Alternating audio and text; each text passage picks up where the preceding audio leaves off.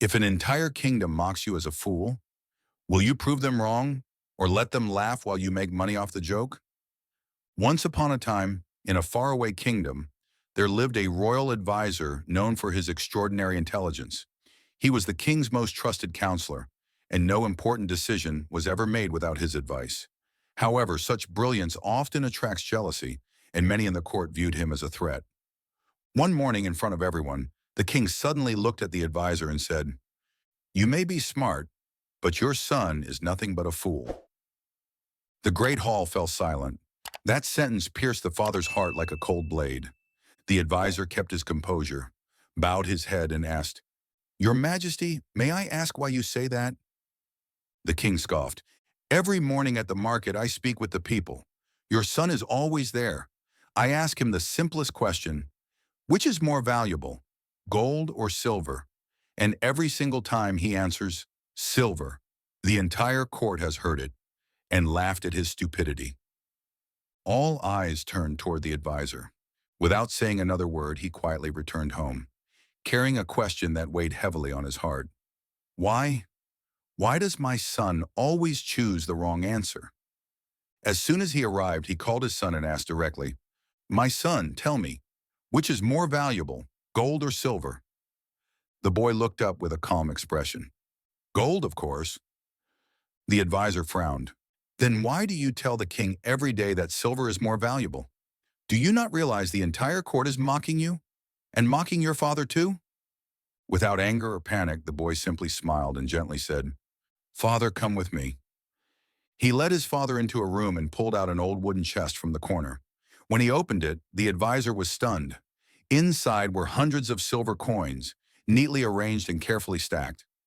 "Where did you get all this silver?" the advisor asked, eyes wide with surprise. "Father," the boy began to explain, "every morning the king plays a game with me. He places two coins in front of me, one gold and one silver, and says, 'Pick the one that is more valuable.'" "And you always choose silver?" the advisor repeated, still trying to understand the full meaning. The boy nodded. "If I ever choose gold, the game ends. The king would lose interest. But as long as I keep picking silver and say silver is more valuable," he laughs loudly, pretends I am a fool, and leaves, letting me keep the silver coin. He lowered his head and his voice became steady and strong. "You see, father, people may think I am an idiot, but if I can get a king to keep paying me just so he can laugh, then who am I really in this story? The fool, or the smartest one of all?" The advisor stood still, heart overwhelmed with emotion. He no longer saw the clumsy boy others gossiped about, but a young man with clarity, patience, and a deep understanding of human nature. From that day on, whenever someone in the court hinted at his son's foolishness, the advisor would just smile quietly, the same way his son had smiled in front of the entire kingdom, because he understood.